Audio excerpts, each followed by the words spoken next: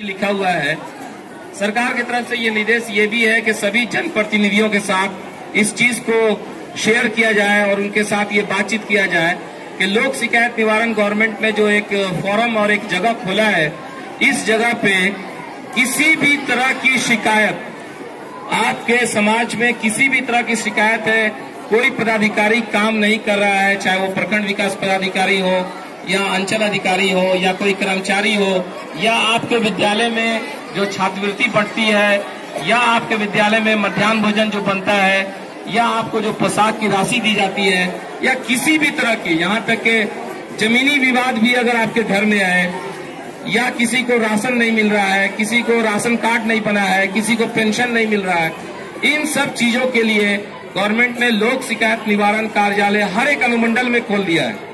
और उसमें जो भी आदमी को अगर दिक्कत है वो आके सिंपली एक सादा कागज पे लिख के जमा कर दे। जो है, कोई किसी वकील को रखने की जरूरत नहीं है, कोई शुल्क नहीं जमा करना है, कोई पैसा नहीं जमा करना है।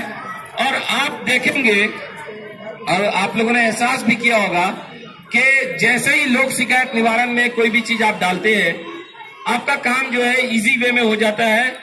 और हम लोग की कोशिश होती है कि जिन पदाधिकारी से आपका काम नहीं हो रहा है, उस पदाधिकारी को बुलाएं। वो पदाधिकारी आते हैं और आप आते हैं परिवादी। जिस पदाधिकारी को खोजने के लिए आप ऑफिस का चक्कर लगा रहे होते हैं कि हम दौड़ रहे हैं, कर्मचारी नहीं मिल रहा है, मेरा रसीद नहीं कट रहा है, हम दौड़ते दौड़ते थक गए, बीडीओ साहब तो ऑफिस में बैठते नहीं है, सीओ साहब तो मिलते नहीं है। वैसे आपके जो प्रॉब्लम्स है, जैसे ही आप लोक शिकायत निवारण में अगर आप जब उस एप्लीकेशन को देते हैं, वो पदाधिकारी आते हैं और आप आते हैं और आप आमने सामने कुर्सी पे बैठ के उनसे बात करते हैं कि मेरा ये काम था, आपके द्वारा ये काम नहीं किया गया। और एक तरह से जिसको हम लोग सशक्तिकरण बोलते हैं, इंपावरमेंट बोलते हैं, वो चीज इंपावरमेंट आपके सामने आता है।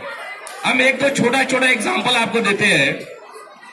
आप ही के इस अनुमंडल लोक शिकायत निवारण से एक आदमी ने आके हमको ये बोला कि सर, हमारा गाड़ी डीएवी में चलता था और उनके पास हमारा पुराना पैसा बाकी है, वो दे नहीं रहे। हमने डीएवी के प्रिंसिपल साहब को जो है यहाँ से नोटिस भेजा। डीएवी के प्रिंसिपल यहाँ चल के आए और वो आदमी जो परिवादी थे वो सामने आए, दोनों आमने सामने बैठे। और उस आदमी ने कहा कि सर, हम इनके पास 25 बार गए लेकिन इन्होंने रिस्पॉन्ड नहीं किया।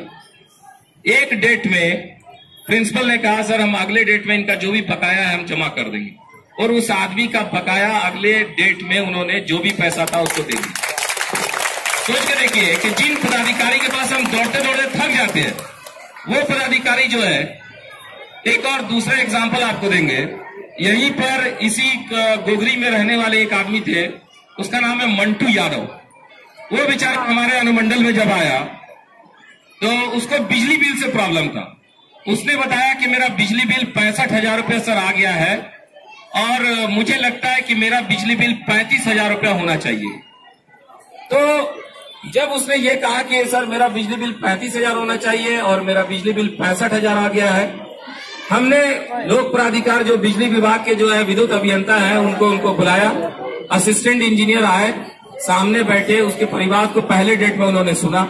अगले डेट में उन्होंने ला के क्या बोला, अगले डेट में उन्होंने लाके बताया सर, इसका 27,000 रुपये इसको जमा करना पड़ेगा। अब कहानी यहीं तक नहीं रुकी, आप सुन लीजिए जो है पूरी बात। जब उस आदमी को 27,000 रुपये उन्होंने जमा करने के लिए अपना बिल निकाल के दिया, हमने उसको एनालाइज किया, हमने देखा उसको कि रियली में इसको 27,000 रुपये मिलना चाहिए कि नहीं मिलना चाहिए।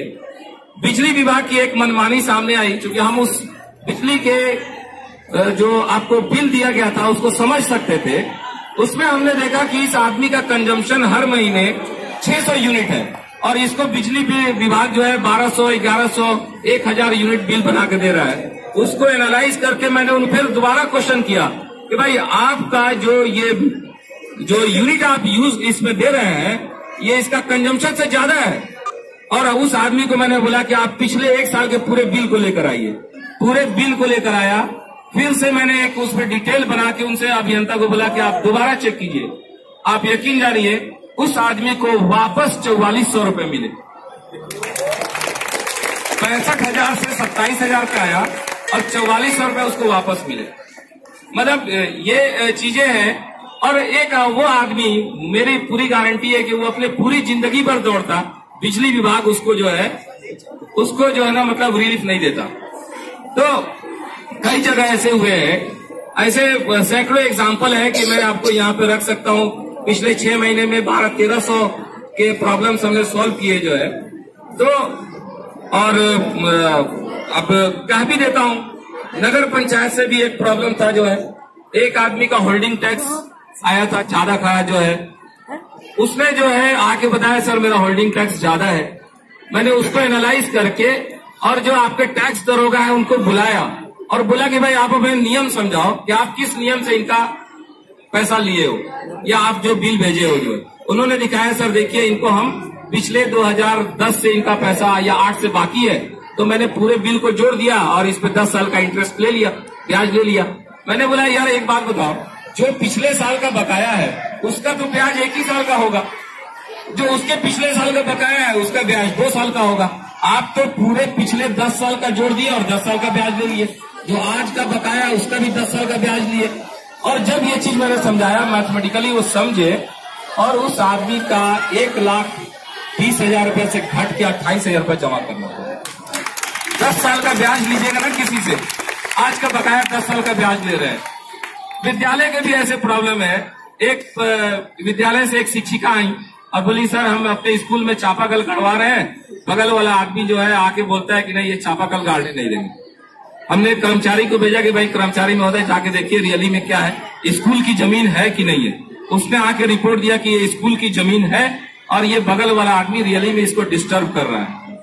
हमने पुलिस पदाधिकारी को, थाना प्रभारी को डेट के साथ उस मैडम से पूछा कि मैडम आप कब चापाकल गड़वाना चाहती है। बोली सर मैं मंडे को फलाने तारीख को 11 बजे चापाकल गड़वाना चाहते हैं।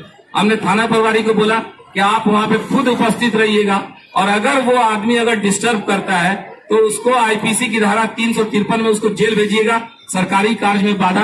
वो आदमी उपस्थित नहीं हुआ और थाना प्रभारी खड़े रहे, चापाकल गाड़ा गया जो। तो ऐसे बहुत सारे एग्जाम्पल है।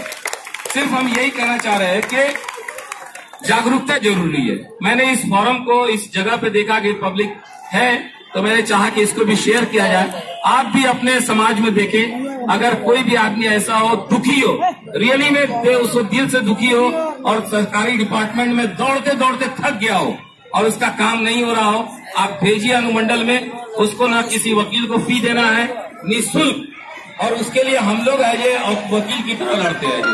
तो ये अपॉर्चुनिटी आप लोगों ने दिया, इसके लिए काफी धन्यवाद। और जिस पर्पस के लिए ये जागरूकता रैली निकाली गई है, मुझे उम्मीद है कि सभी बच्चे भी जब इस रैली में आए हैं अपने घरों में जाएंगे, अपने समाज में चारों तरफ इस बात को प्रचार करेंगे कि जो है कि पॉलीथीन बैन कर दिया गया, पॉलीथीन का इस्तेमाल नहीं किया जाए।